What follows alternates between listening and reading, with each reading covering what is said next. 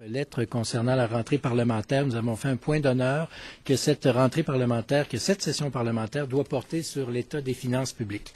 Nous estimons que c'est l'enjeu principal et que tous les efforts doivent être mis pour régler et donner l'élan nécessaire pour rétablir l'ordre dans les finances publiques.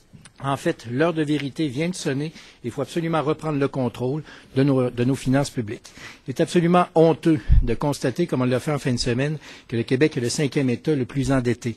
C'est absolument honteux de constater que le déficit zéro n'a jamais existé, que le Fonds des générations est devenu un gouffre financier. Bref, il y a urgence d'agir, il y a nécessité de prendre des décisions qui ne sont pas faciles, qui devront demander beaucoup de courage, mais des décisions nécessaires.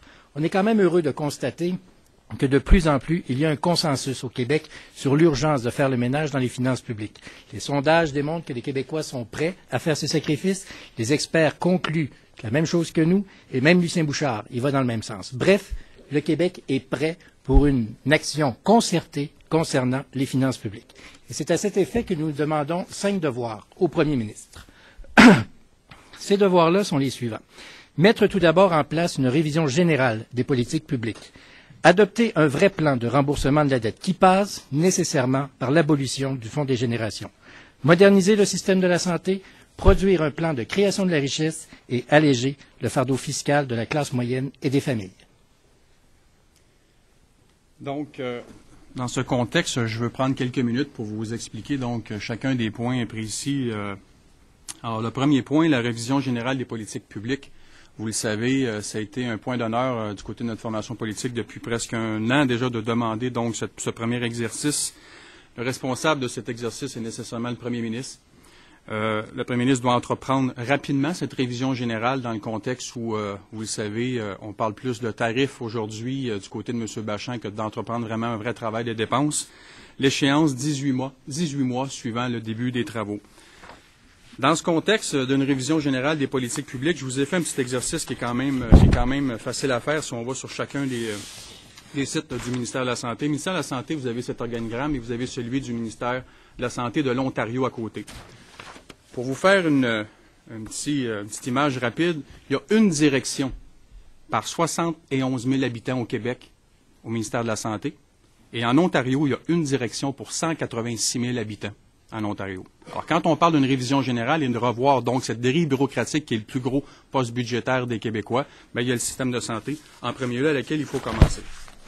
Vous avez nécessairement des exemples et des appuis qui viennent en ligne de compte sur cette révision générale. Vous avez M. Obama qui en a parlé lors de son discours à l'État de l'Union le 27 janvier 2010. Vous avez M. Sarkozy qui entreprend ce travail de révision générale des politiques publiques depuis son adhésion à la présidence de la République française.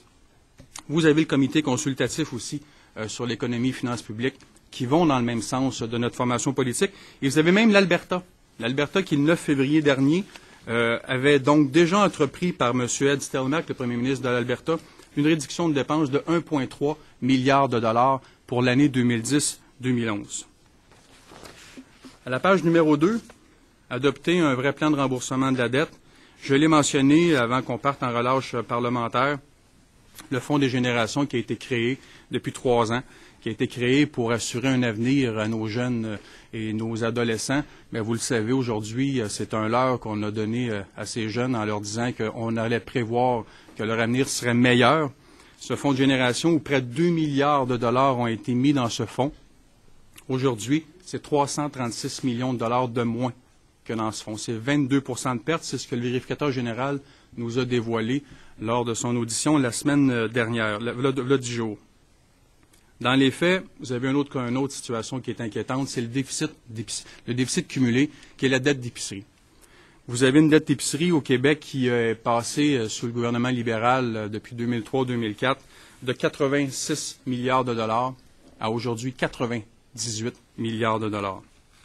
Une des solutions, comme M. Deltel l'a dit donc aujourd'hui, c'est d'abolir complètement le Fonds des générations et de rembourser directement la dette.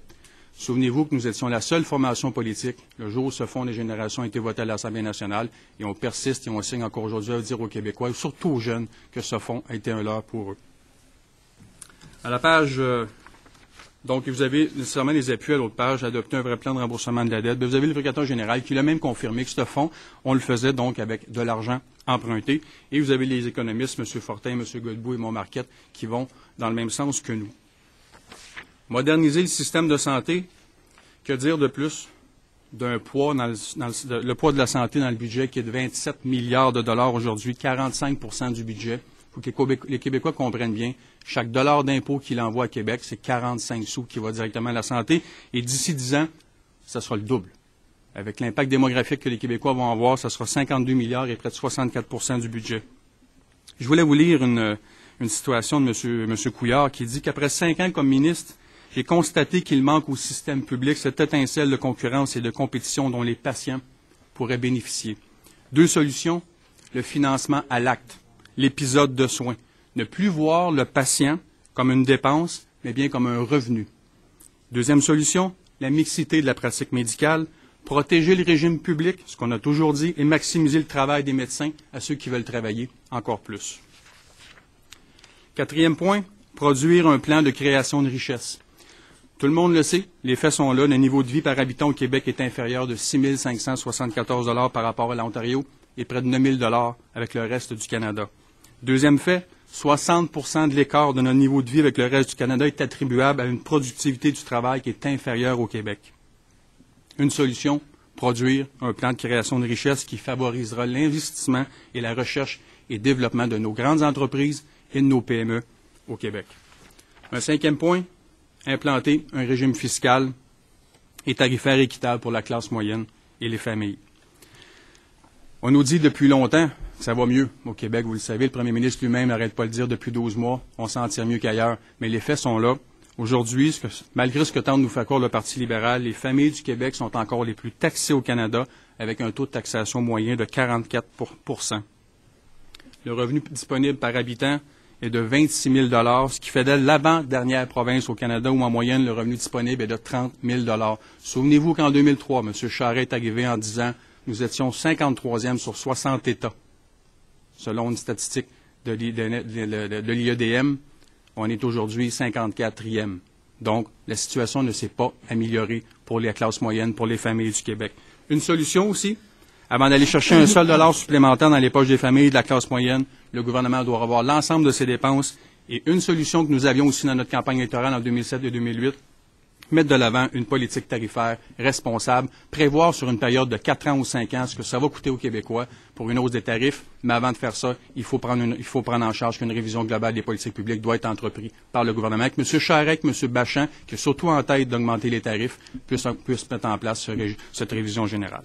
Merci. Alors qu'actuellement, le gouvernement travaille sur le prochain budget, travaille davantage peut-être pour augmenter les tarifs, les impôts et les taxes. Nous disons qu'il faut d'abord faire le ménage dans nos dépenses publiques et les 5 devoirs que nous proposons au premier ministre visent justement cet objectif d'une reprise en main des finances publiques de l'État québécois.